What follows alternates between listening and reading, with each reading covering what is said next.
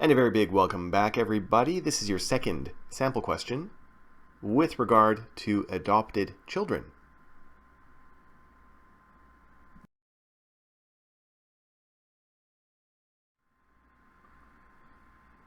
All right, so this scenario deals with Nathaniel, and of course we're going to test you on a different area that we talked about in the lesson.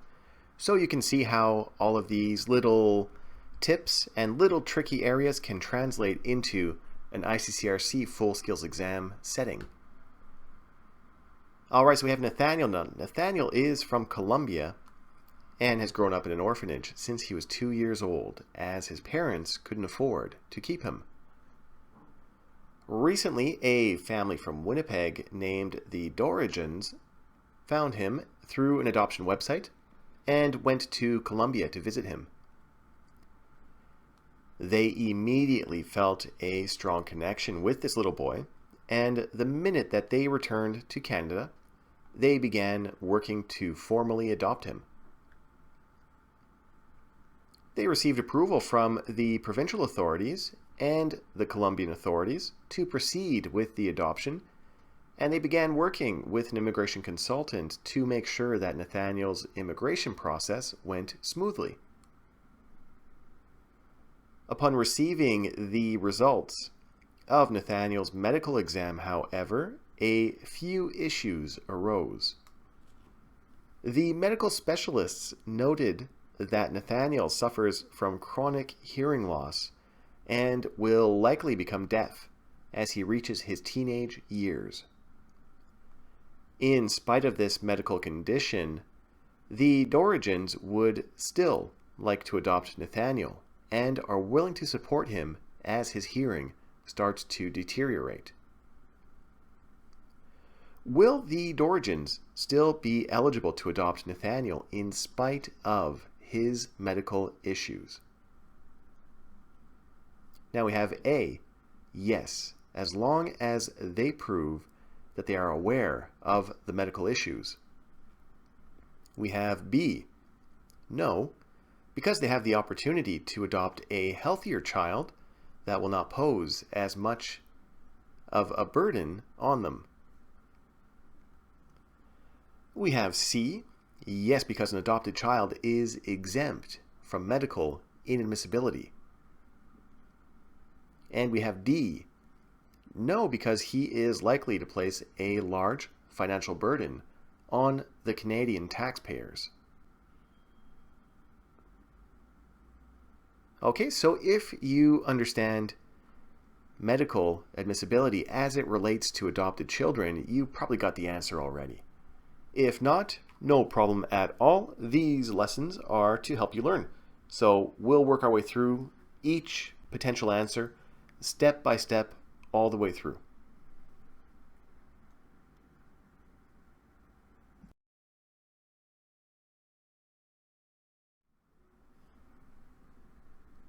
Now, when we're looking at the important pieces of information in this scenario, so we have the country where he is from, and that where he's growing up as well. So his life situation.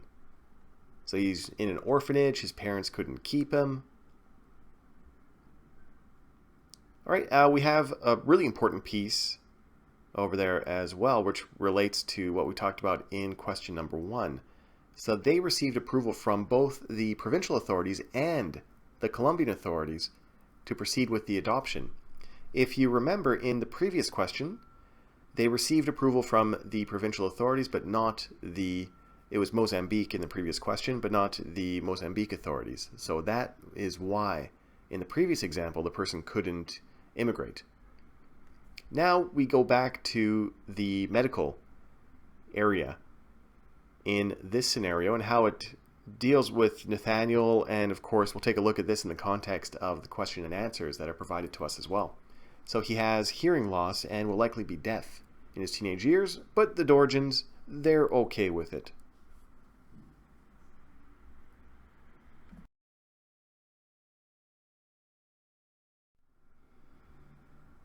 So let's take a look at this as a whole again, and the question itself, which is, will the Dorigins be able to adopt Nathaniel in spite of those medical issues.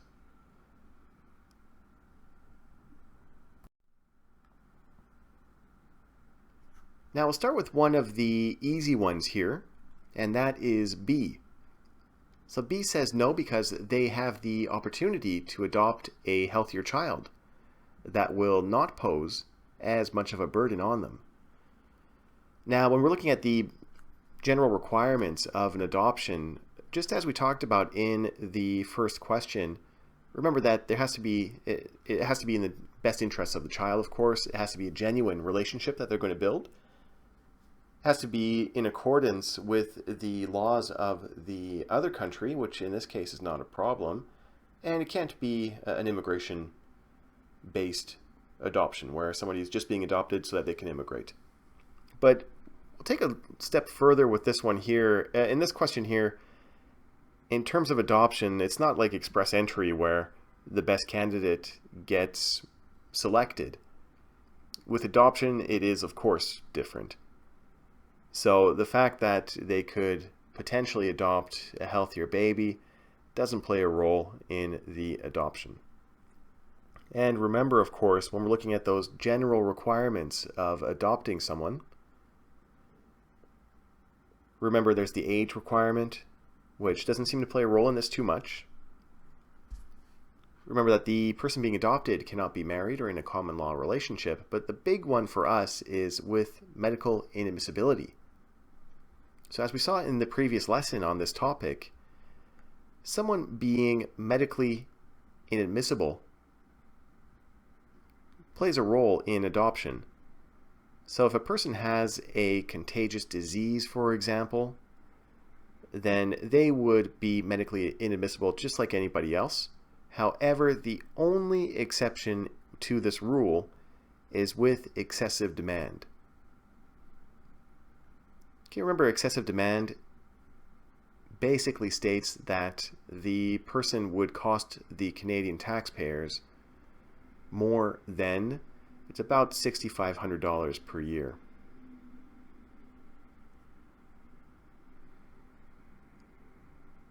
All right, so just from this knowledge here, we know that B is incorrect, of course.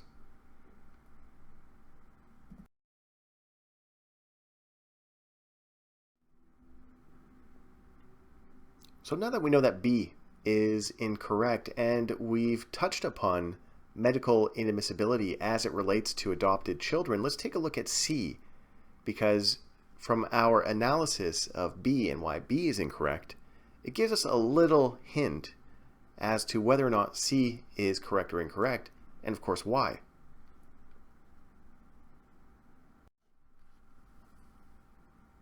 So let's take a look at C. Now C says, yes, Bert can be sponsored because adopted children are exempt from medical inadmissibility. Now, as we dig into this, again, it refers back to those general requirements of adoption, but with this one here, the question is really testing you on your knowledge of medical inadmissibility as it relates to someone being adopted. Now, OP3 gives us quite a few hints as to whether or not C is correct. So we can see that the child needs to be medically admissible in that they can't be a danger to the public or have a contagious disease or something like that. However, they are exempt from one piece of medical inadmissibility, and that is excessive demand. So remember that excessive demand, we'll talk about this in another lesson as well. But when you look at Article 38, excessive demand, when we're just thinking of money, refers to someone who will cost the Canadian taxpayers about $6,500 per year or more. Now there is a second piece of this puzzle to understand in order to know that C is incorrect. And this will help us lead towards the correct answer later on. And that is just that the parents have to prove that they are aware of those medical issues that the person they're trying to adopt has.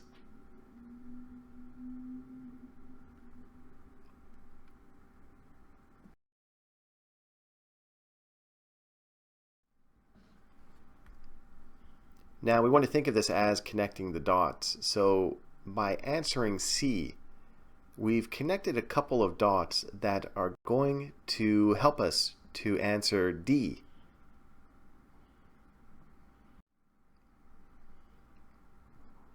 So D discusses whether or not Bert will not be eligible to be sponsored as an adopted child because of the financial burden that he would likely place on the Canadian taxpayers. Now, as we saw with our analysis of C, that when we're looking at admissibility requirements for adopted children,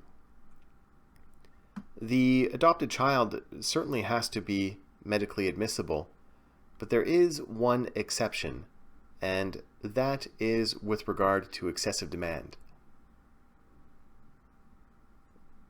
So as you can see in OP3 section 7.13, an adopted child cannot be found inadmissible because of excessive demand.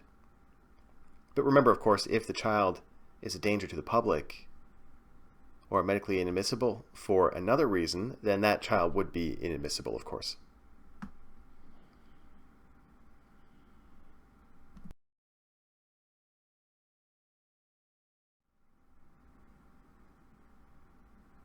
Okay, so now we're left with A, and A is going to further cement your knowledge of medical inadmissibility as it relates to adopted children.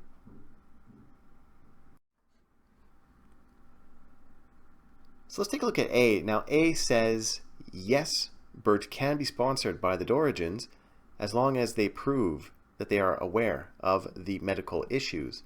So we've seen this a little bit. We took a look at OP3 section 713, and we saw in our analysis of two of the other potential answers that medical inadmissibility does not pertain to adopted children in terms of excessive demand. The important part here in stepping into this a little bit further and just viewing this a little bit further is to look at how the parents prove that they know about these medical issues. And that's just through the medical examination form that they would submit. So the medical examination form would have their signatures and just asserting that they know the medical condition of the child that they're trying to adopt.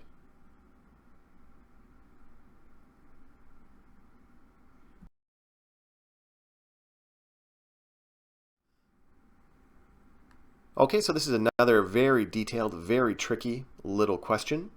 But if you got this correct, then again, you've really demonstrated a great knowledge of adoptions and how medical inadmissibility might relate to adoptions. All right, so a very big congratulations. And hopefully you'll get all the other questions really correct. But if you got this one correct, good job. If you didn't, that's no problem. Now you're an expert in medical inadmissibility as it relates to adopted children. And as always, a very big thank you for tuning in. Thank you for all of your hard work. I know how hard you're working. You're on the road to becoming an RCIC. And we all did it. All the people who work at our office here, we did the exact same thing as you. So what we're trying to do is make your life a little bit easier by producing all of these videos for you. And I hope that they are helping you take further steps to realizing your dream of becoming an RCIC.